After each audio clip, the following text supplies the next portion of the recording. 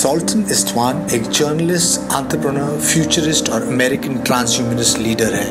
वो 2016 के प्रेसिडेंशियल उम्मीदवार रह चुके हैं, 2020 के चुनाव की वाइस प्रेसिडेंशियल उम्मीदवार है और उनका ये कहना है कि अगर उन्हें अमेरिका का वाइस प्रेसिडेंट बनाया जाता है तो वो साइंस और टेक्नोलॉजी के द्वारा अमेरिका को अपग्रेड करेंगे।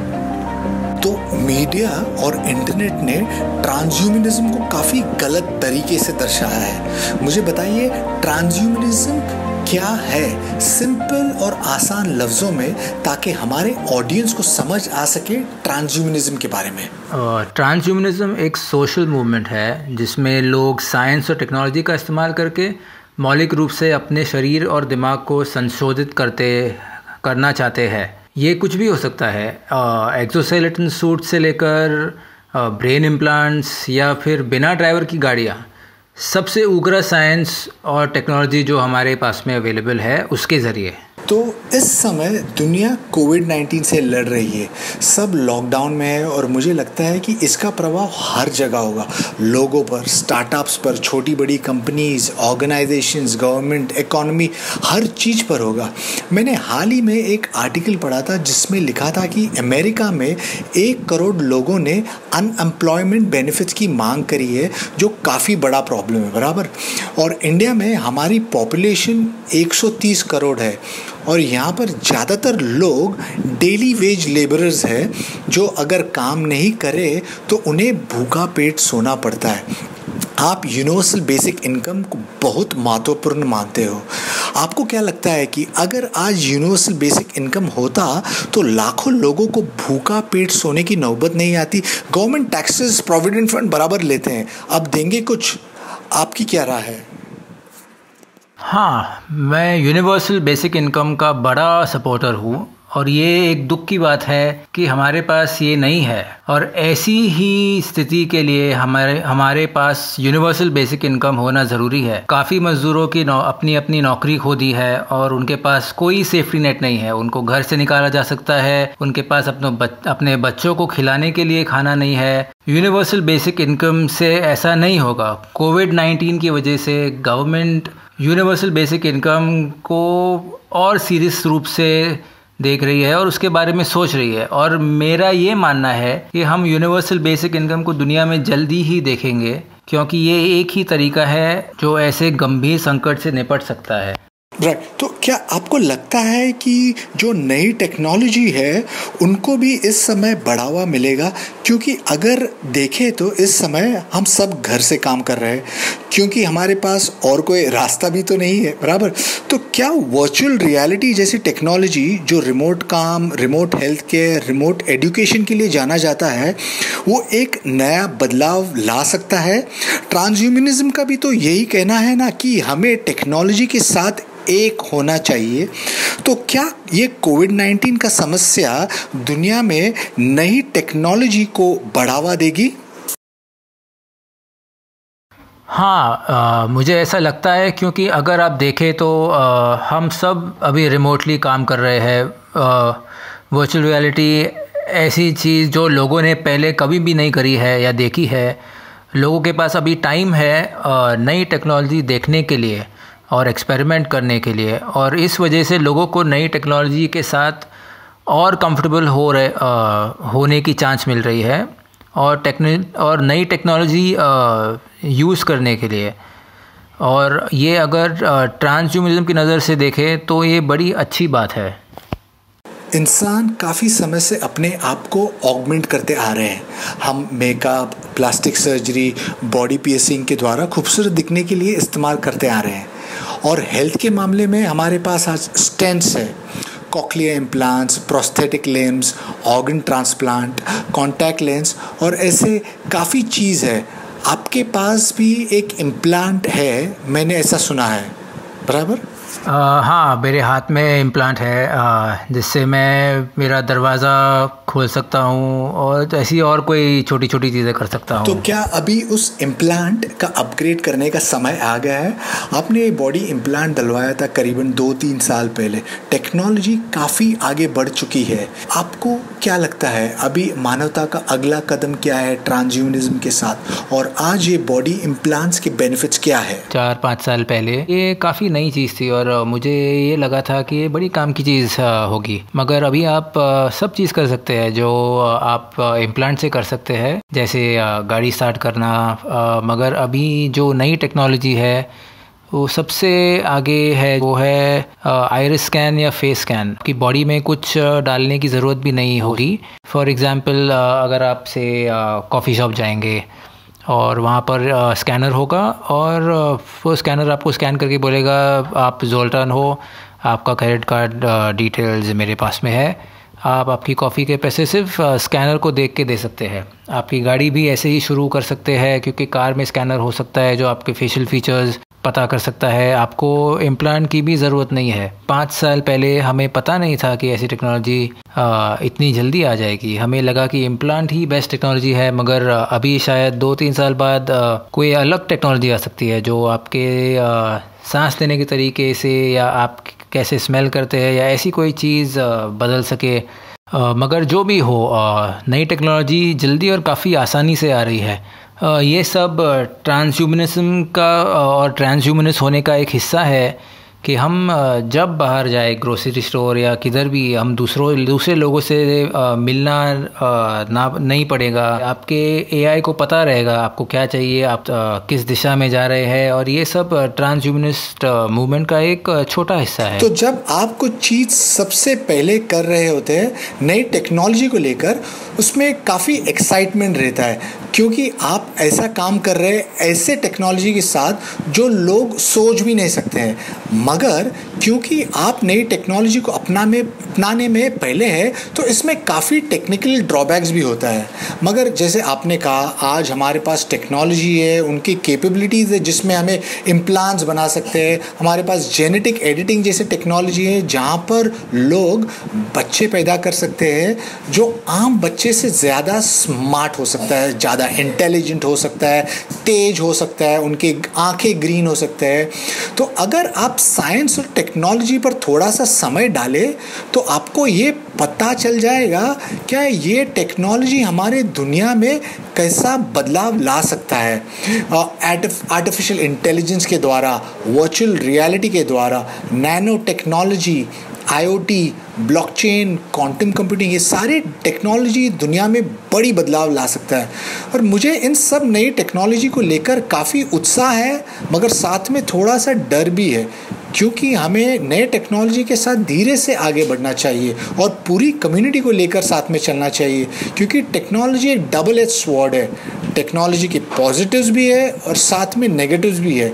आपको क्या लगता है कि फ्यूचर में ट्रांसह्यूमनिस्ट मूवमेंट में क्या ये इम्प्लांट्स, जेनोमिक एडिटिंग जैसे टेक्नोलॉजी, क्या ये मानवता को या दुनिया को और उन्हें बड़े घर में रहने वाले पैसे वाले को एक अनफेयर एडवांटेज दे सकता है? आपका क्या ख्याल है? मुझे ये ज़रूर लगता है कि कुछ लोगों को अनफेयर एडवांटेज दे सकता है ये टेक्नोलॉजी, और लोगों को ये देखना पड़ेगा कि ऐसा ना हो। गवर्नमेंट्स को भी मैंडेट करना पड़ेगा कि ये टेक्नोलॉजी सबके लिए हो।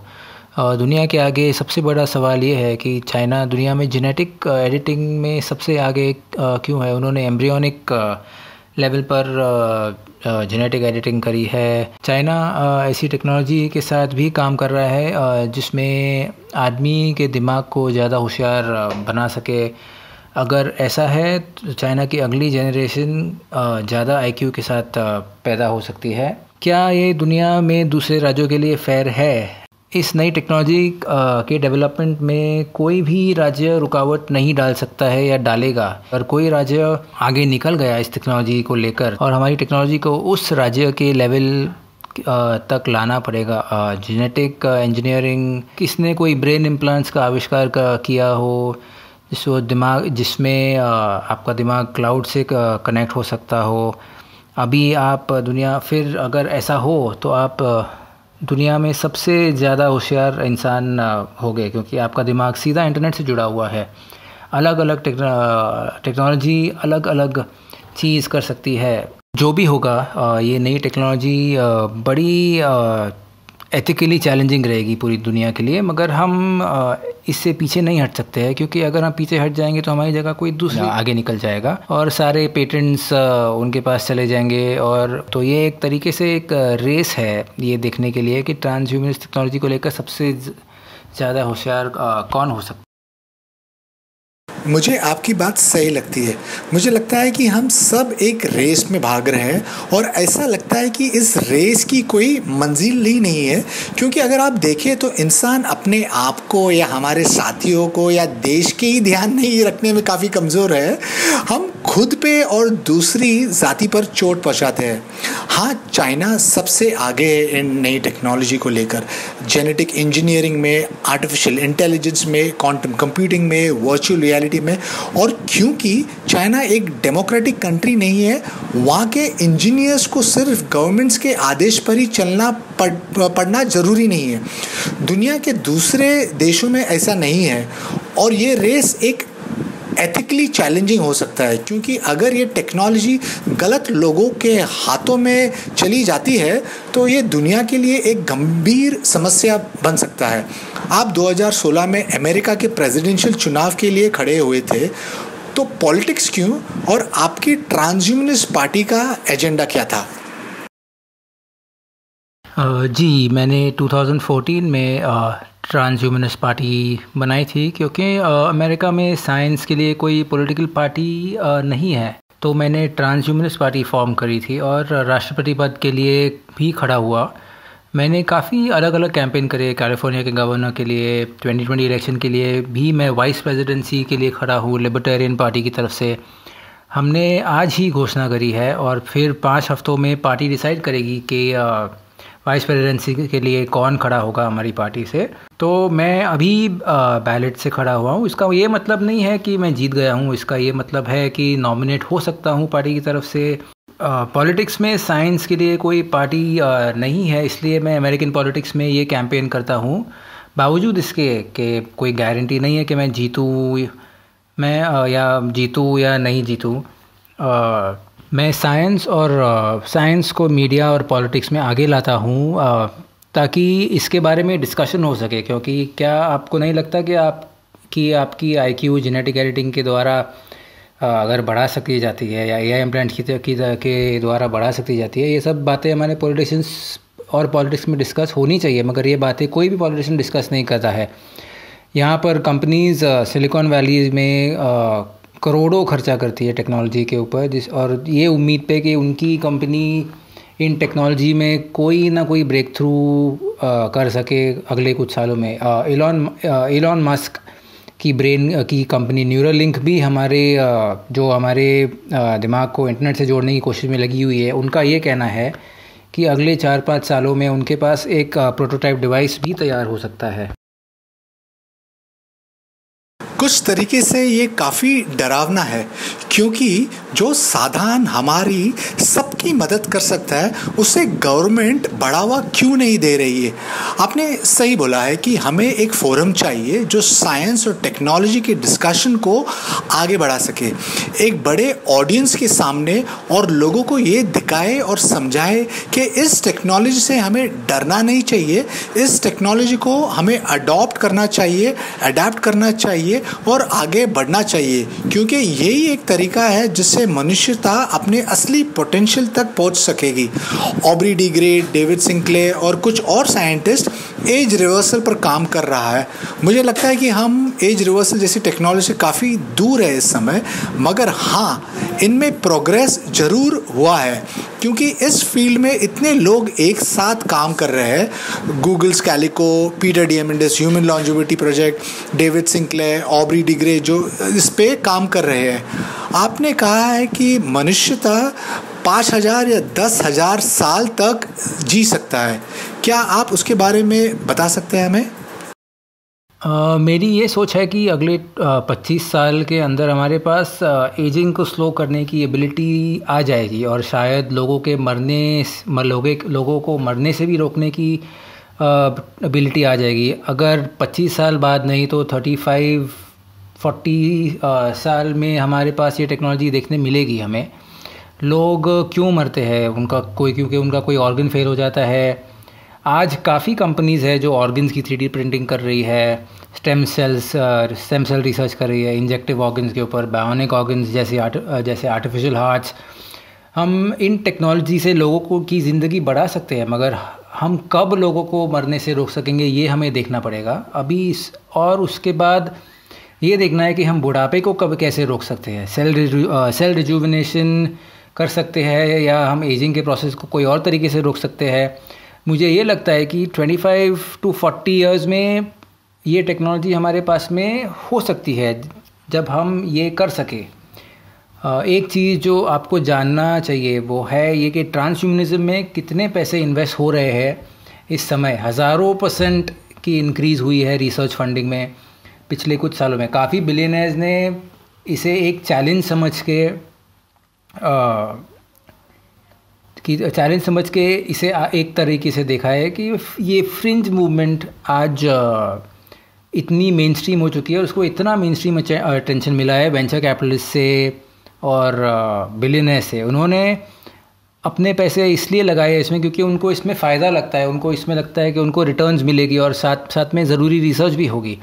एक बार आपके पास ये टेक्नोलॉजी आ जाएगी 100+ इयर्स जीने के लिए, वो जो एक्स्ट्रा साल मिलेंगे आपको वो आपको नेक्स्ट लेवल तक लेके जा सकते हैं अगर आपको चाहिए तो। आपको robotic arms, robotic brain, genetic editing, cell regrow कर सकते हैं अगर आप इन 30-40 इयर्स जी सकते हैं, और तो फिर आपके पास में अच्छा चांस है कि आप जितने चाहे उतने साल जी सकते हैं। हम सबको दिखाना चाहते हैं कि ये टेक्नोलॉजी क्या कर सकती है और ये टेक्नोलॉजी से क्या होगा। और ये देख के कुछ लोग ऐसे भी होंगे जो देखेंगे कि हमें और बोलेंगे कि हमें इमॉर्टैलिटी नहीं चाहिए, हमें इनडेफिनिटली नहीं जीना है। मगर काफ़ी लोग ऐसे भी होंगे जो बोलेंगे कि हमें देखना है कि इस टेक्नोलॉजी के बाद और क्या आएगा और हमें ये टेक्नोलॉजी का पूरा मज़ा लेना है।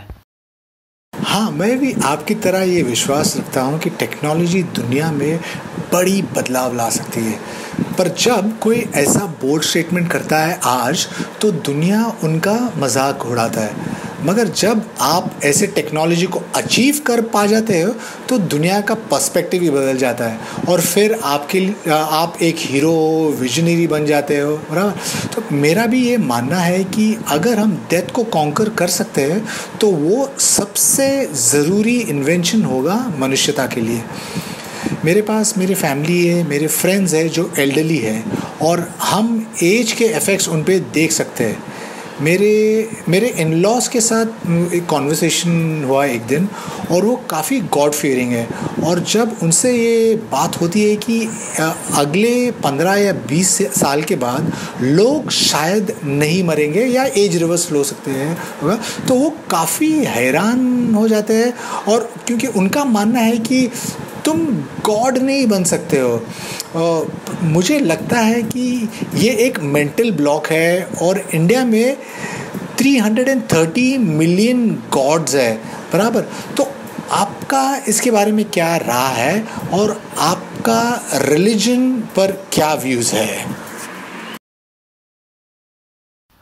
मुझे लगता है कि religion, specially Hinduism, Confucianism, Taoism actually transhumanist movement के लिए हेल्पफुल रहे हैं, क्योंकि अगर आपके पास इतने गॉड्स हैं तो उनमें से थोड़े भी ऐसे हैं जो साइंस के थ्रू इमॉर्टैलिटी को सपोर्ट करते हैं। जहाँ से मैं आ रहा हूँ, यहाँ के president, vice president, supreme court, हमारे सारे कांग्रेस के मेंबर्स जुडेओ क्रिश्चियन रिलीजन मानते हैं। उनका ये मानना है कि आपको मरना होगा और आपको अपने मेकर से मिलना होगा। ये दुख की बात है कि ये लोग के पास मेडिकल बजट है, ये दुख की बात है कि इन लोगों के पास यूनाइटेड स्टेट्स का मेडिकल बजट है, मगर इनको ये बजट एंटी एजिंग पे खर्चा नहीं करना है या ट्रांसह्यूमनिज्म पे, क्योंकि उनका मानना है कि मरना अच्छा है।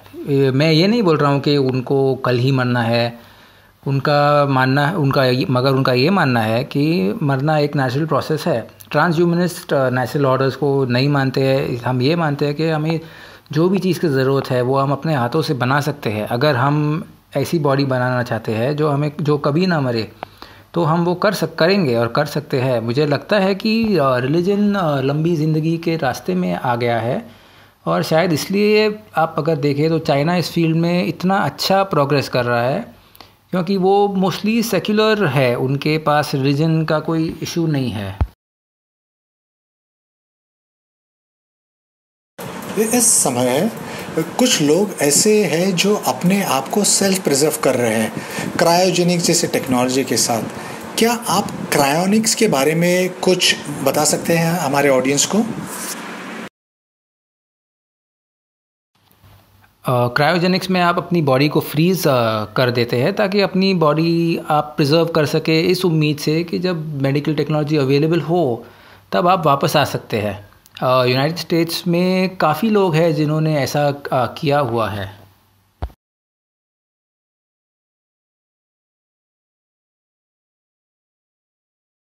ये एक सी एलिगन एक वर्म है जिसके ब्रेन्स में सिर्फ 320 न्यूरॉन्स हैं। 2018 में साइंटिस्ट ने सी एलिगन वर्म का पूरा न्यूरोनल डेटा कॉपी किया, कैसे उनके न्यूरॉन सिनेप्सिस काम करते हैं, और उन्होंने ये डेटा को एक कंप्यूटर पर न्यूरल नेटवर्क पर अपलोड किया और उसका डिजिटल वर्जन जो कंप्यूटर में है उसका रिएक्शन स्टिमुलेशन पर एग्जैक्टली असली सी एलिगन वर्म जो फिजिकल सी एलिगन वर्म की तरह ही रिएक्शंस देती है। तो थियोरी में अगर हम हमारे ब्रेन्स या हमारे कॉग्निटिव स्ट्रक्चर को समझ ले, वो कैसे हमारे न्यूरॉन्स काम करते हैं और उनके फंक्शंस क्या है, तो एक दिन हम भी हमारे पूरे कॉग्निटिव स्ट्रक्चर को एक कंप्यूटर या न्यूरल नेटवर्क पर अपलोड कर सकते हैं। और जब हम वो कर पाएंगे तो फिर हमारे पास अपनी ही खुद की एक डिजिटल कॉपी होगा। क्या आपको क्या लगता है कि आप जो इलॉन मस्क की कंपनी न्यूरल लिंक के बारे में बात कर रहे थे और ब्रायन जॉनसन की कंपनी कर्नल लिंक के बारे में बात कर रहे थे जो ब्रेन कंप्यूटर इंटरफेस पर काम कर रहा है, आपका क्या ख्याल है? क्या ब्रेन कंप्यूटर इंटरफेस अगले कुछ सालों में मनुष्यता के लिए सबसे इम्पॉर्टेंट टेक्नोलॉजी होगी जो ट्रांसह्यूमनिज्म मूवमेंट और इंसान और मशीन के मिलाप के कॉन्वर्सेशन को आगे बढ़ाएगा? आपका क्या राय है? मेरा ये मानना है कि अगले 20 साल में जो सबसे इम्पॉर्टेंट टेक्नोलॉजी होगी वो ये होगी कि हम अपने दिमाग को मशीन्स के साथ कंबाइन कर सके। मुझे पता है कि काफ़ी रिसर्च हो रही है बायोलॉजी यूज़ करने में हमारी ज़िंदगी बढ़ाने, मगर ऐसा हो सकता है कि हम एजिंग को रिवर्स कर सकेंगे, मगर अगर तब तक हमारे पास ऐसी टेक्नोलॉजी आ गई जिससे दिमाग को कंप्यूटर या माइक्रोचिप के साथ कनेक्ट कर सके, तो मुझे लगता है कि जब हम हमारे दिमाग को ये आइडिया दे सकते हैं कि हम कंप्यूटर में फॉरएवर जी सकते हैं, तो जहाँ हमारे पास नहीं मरने का पावर होगा, हमारे पास अलग अलग रियलिटी होगी, अलग अलग सेंसेस बाइनरी में रह सकते हैं, इनडेफिनिटली जी सकते हैं। मुझे लगता है कि जब हमारे पास ये टेक्नोलॉजी होगी तब हम वापस नहीं आना चाहेंगे। चीज़ काफ़ी इंटरेस्टिंग हो जाएगी, कॉम्प्लेक्स हो जाएगी, मगर मुझे लगता है कि हम वहाँ रुकना नहीं चाहेंगे। हमें फ्यूचर में बढ़ना और काफ़ी इंटरेस्ट है।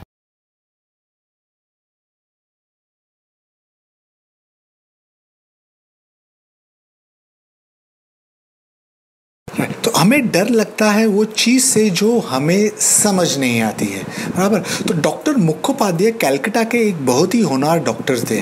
उन्होंने दुनिया का दूसरा IVF बेबी क्रिएट किया था, पर उसे कौन नहीं जानता। उनको यहाँ की सोसाइटी ने, डॉक्टर कम्युनिटी ने ऑस्ट्रेसाइज कर दिया था, अथॉरिटीज़ ने उसे पनिश भी किया था और अंत में उन्होंने खुद के ही जान ले ली। आज दुनिया में 80 लाख IVF बेबीज़ है। हमें क्या करना चाहिए दुनिया को समझाने के लिए कि टेक्नोलॉजी हमारा दोस्त है, दुश्मन नहीं। टेक्नोलॉजी की मदद से हम हमारी जीवन ही नहीं पर पूरी दुनिया में बदलाव ला सकते हैं। ये एक इम्पॉर्टेंट सवाल है कि हम इसे कैसे नॉर्मलाइज करें। जो तुम और मैं मानते हैं जो नॉर्मल होना चाहिए दुनिया में, दूसरे नहीं मानते हैं। हम अपने आप को कैसे बेहतर बना सकते हैं, वो ट्रांसह्यूमनिज्म है। देखने में ये काफ़ी नॉर्मल आइडिया लगता है। अगर आपके पास बच्चे हैं तो आप चाहेंगे कि वो आपसे अच्छे हो और आप हर कोशिश करेंगे उनकी ज़िंदगी बेहतर बनाने के लिए। ट्रांसह्यूमनिज्म के पीछे भी यही सोच है। ये एक ह्यूमैनिटेरियन मूवमेंट है, मगर जब रोबोटिक्स की बात आ जाती है तो कुछ लोगों की सोच इन चीज़ों की तरफ अलग है। उनको टेक्नोलॉजी से डर लगता है, नई टेक्नोलॉजी से। लोगों को ये समझाना बहुत मुश्किल है कि फ्यूचर में हम और हमारी बॉडीज़ काफ़ी अलग होगी। हम अपने परसेप्शन को हमेशा खुद की नज़रों से नहीं देख सकते हैं। हमें इन बातों को लोगों तक जल्द से जल्द पहुंचाना चाहिए। मेरे बच्चे 9 और 6 साल के हैं। वो 1 साल की उम्र से ही आईपैड और आईफोन्स यूज़ करना जानते हैं। टेक्नोलॉजी के बारे में उनकी सोच काफ़ी अलग होगी। ये हम तुम्हारे और हमारे से वो ये सोच सकते हैं कि टेक्नोलॉजी उनका हिस्सा है और वो टेक्नोलॉजी का हिस्सा है। हमारी जनरेशन, मैं 47 का हूँ, हमारी सोच काफ़ी अलग है। अगर आप मेरे फादर की जनरेशन को ये टेक्नोलॉजी के बारे में बताएंगे तो उनको ये टेक्नोलॉजी समझ नहीं आएगी। उनको ईमेल यूज़ करने में का भी प्रॉब्लम होती है। यंगर जनरेशन इस टेक्नोलॉजी को और ट्रांसह्यूमनिज्म को एम्ब्रेस कर रही है क्योंकि उनकी सोच अलग है, मगर ओल्डर जनरेशन की सोच अलग नहीं है और उनको इस नई टेक्नोलॉजी को देखना पहचानना काफ़ी मुश्किल लगता है। तो इंडिया और हमारी तरफ से आपके वाइस प्रेसिडेंट कैंपेन के लिए शुभकामनाएं। आपकी बुक अपग्रेडिंग अमेरिका अमेज़ॉन पर नंबर 1 पोजीशन पर है। क्या आप हमारे साथ आपका कैंपेन पिच और विजन बता सकते हैं? मेरा कैंपेन पिच का नाम है अपग्रेडिंग अमेरिका। उसका हैशटैग भी अपग्रेडिंग अमेरिका है। उसके पीछे ये आइडिया है कि साइंस को मेन स्ट्रीम में लाना है। इस समय प्रेसिडेंट ट्रंप वाइट हाउस में है।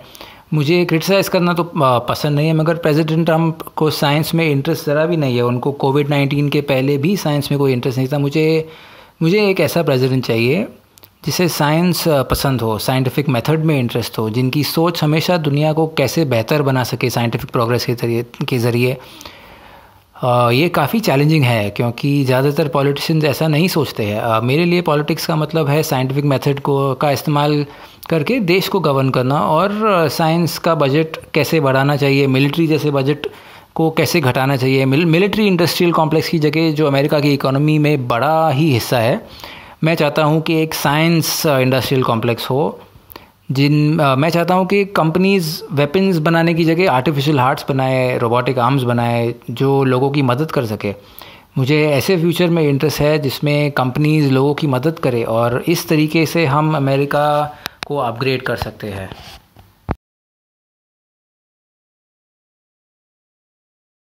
थैंक यू सर, एंड आपके कैंपेन के लिए we wish you the very very best.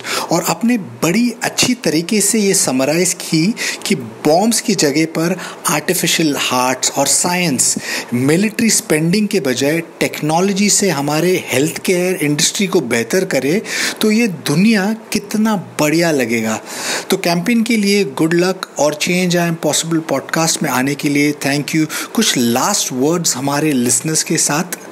मैंने 250 से भी ज़्यादा आर्टिकल्स लिखे हैं। आपको सिर्फ एक गूगल सर्च करनी होगी टॉपिक को लेके। मैंने वाइस पर उसके बारे में आर्टिकल लिखा है। अगर आपको एक्सोस्केलेटन सूट के बारे में पढ़ना है तो मैंने उसके बारे में टेक क्रंच पर आर्टिकल लिखा है। अगर आप मेरे इम्प्लांट्स के बारे में जानना चाहते हैं तो मैंने उसके बारे में न्यूयॉर्क टाइम्स में लिखा है। गूगल पर मेरे आर्टिकल्स मिलना बहुत ही आसान है। आपको सिर्फ टॉपिक जानना है और किस टॉपिक के बारे में आपको जानना है, आपको उसके बारे में सर्च करेंगे तो आपको कुछ ना कुछ तो मिल ही जाएगा। थैंक यू सर, आपका कीमती समय हमें देने के लिए। और टू द लिसनर्स, अगर आपको पसंद आए हमारा ये पॉडकास्ट तो please press the subscribe button and until next time see you guys, bye bye, thank you.